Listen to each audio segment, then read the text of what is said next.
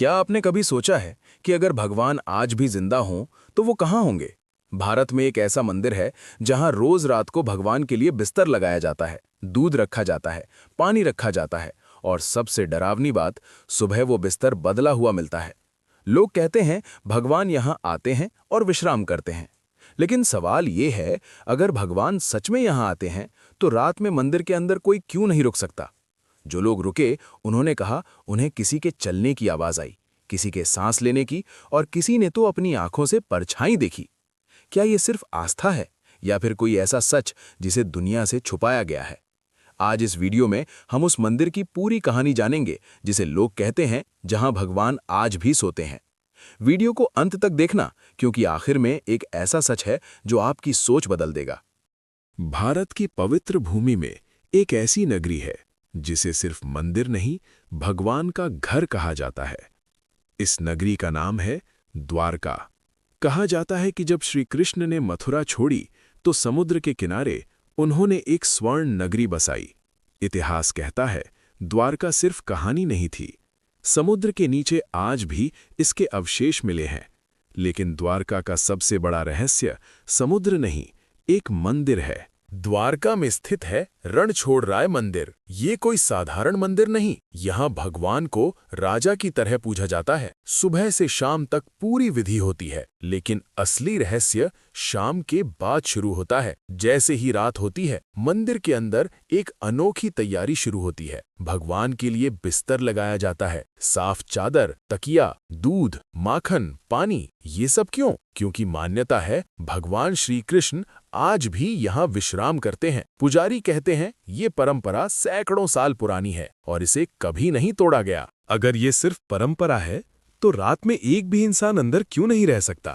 क्यों सुरक्षा गार्ड भी कुछ दूरी पर रुकते हैं? स्थानीय लोग कहते हैं रात में मंदिर सिर्फ भगवान का होता है। कुछ लोग हंसते हैं, लेकिन कुछ लोग आज भी कांप जाते हैं, क्योंकि जिन्होंने कोशिश की वो सामान्य नहीं रहे। एक युवक जिसने दोस्तों के कहने पर रात में छुपने की कोशिश की, सुबह वो जिंदा था, लेकिन उसकी आंखों में कुछ मर चुका था। उसने बस इतना कहा, वहां कोई था और वो हम नहीं था। उसके बाद उसने कभी मंदिर की तरफ पीठ करके भी नहीं देखा। भागवत पुराण कहता है भगवान कृष्ण ने लीला समाप्त की, लेकिन तत्व नहीं छोड़ा। भगवान तत्व काल से परे होता है। कुछ ऋषियों का मानना है भगवान आज भी पृथ्वी पर है, लेकिन प्रत्यक्ष नहीं, सूक्ष्म रूप में। शायद भगवान नहीं सो रहे, शायद हम सो रहे हैं, धर्म से, सच से, कर्तव्य से। और यही कारण है कि भगवान मौन है। लेकिन कहानी यहां खत्म नहीं होती। असली सवाल अभी बाकी है। अगर भगवान वहां हैं तो वो किसका इंतजार कर रहे हैं? और क्या कलयुग का अंत इसी मौन से शुरू होगा?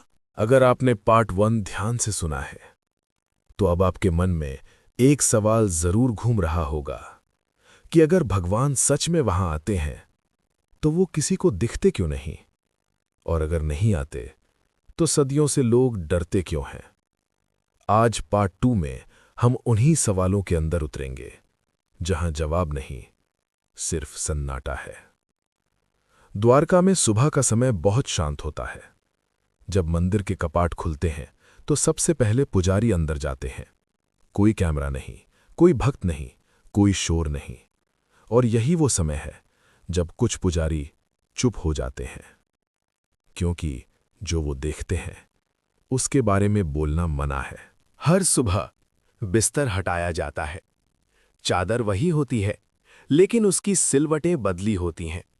तकिया हल्का सा धसा हुआ, दूध का पात्र जैसे छुआ गया हो। कोई कहता है ये हवा है, कोई कहता है ये चूहे हैं। लेकिन सवाल ये है, सदियों से हवा और चूहे एक जैसी गलती कैसे कर सकते हैं? स्थानीय लोगों की बात सुनो। रात के तीसरे पहर जब पूरा द्वारका सो जाता है, तब कुछ लोगों ने मंदिर की दिशा से पदचाप सुनी है। भारी कदम नहीं, हल्के, जैसे कोई नंगे पांव चल रहा हो। कोई दौड़ता नहीं, कोई जल्दी में नहीं, बस एक स्थिर चाल। एक वरिष्ठ पुजारी जो 20 साल से सेवा में था, एक सुबह उसने मंदिर में आने से मना कर दिया। जब उससे पूछा गया क्या हुआ, तो उसने कहा, मैंने वो देख लिया जो देखने की इजाजत नहीं थी। उस दिन के बाद वो पुजारी कभी द्वारका नहीं लौटा। भागवत पुराण में एक पंक्ति है, भगवान अंतर्ध्यान होते हैं। अंतर्ध्यान का मतलब मरना नहीं होता, अंतर्ध्यान का मतलब होता है दिखाई ना देना। यानी भगवान ने दुनिया छोड़ी नहीं, बस खुद को आंखों से हटा लिया। भारत में और भी ऐसे मंदिर हैं जहां रात में दरवाजे बंद होते हैं। केरल का पद्मनाभ स्वामी, उत्तराखंड का काल भैरव, राजस्थान का मेहंदीपुर, हर जगह एक बात समान है, रात इंसानों की नहीं होती। कुछ वैज्ञानिकों ने इस रहस्य को समझने की कोशिश की। कैमरे लगाए गए, रिकॉर्डिंग हुई, लेकिन या तो कैमरे बंद हो गए या फुटेज खराब। क्या ये संयोग है या कुछ चीजें रिकॉर्ड नहीं होना चाहती? कई संतों का मानना है भगवान सोते नहीं, वो प्रतीक्षा करते हैं। किस बात की? कि इंसान खुद जागे, धर्म से, कर्तव्य से, सच से। एक पुरानी मान्यता है, अगर कभी भगवान को रात में विश्राम करना बंद करना पड़ा तो समझ लेना कलयुग अपनी सीमा पार कर चुका है। कुछ लोग कहते हैं भगवान वहां इसलिए आते हैं क्योंकि द्वारका उनका अंतिम वचन है, और जब तक वो वचन पूरा नहीं होगा वो आते रहेंगे, चुपचाप, बिना दिखे। अब एक आखिरी सवाल, अगर भगवान आज भी आते हैं तो क्या हम उन्हें पहचान पाएंगे, या फिर जिस दिन वो सामने आएंगे उस दिन पहचानने का समय ही नहीं बचेगा? वीडियो को यहीं मत छोड़ना, इस पर सोचो, क्योंकि कभी कभी भगवान सोते नहीं, हम सो रहे होते हैं। अगर ये सिर्फ परंपरा है तो रात में एक भी इंसान अंदर क्यों नहीं रह सकता? क्यों सुरक्षा गार्ड भी कुछ दूरी पर रुकते हैं? स्थानीय लोग कहते हैं रात में मंदिर सिर्फ भगवान का होता है।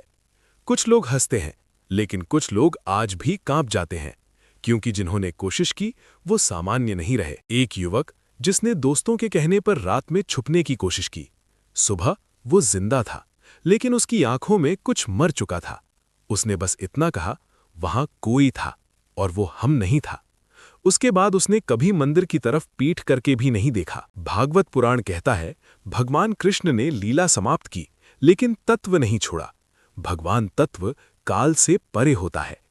कुछ ऋषियों का मानना है भगवान आज भी पृथ्वी पर है, लेकिन प्रत्यक्ष नहीं, सूक्ष्म रूप में। शायद भगवान नहीं सो रहे, शायद हम सो रहे हैं, धर्म से, सच से, कर्तव्य से।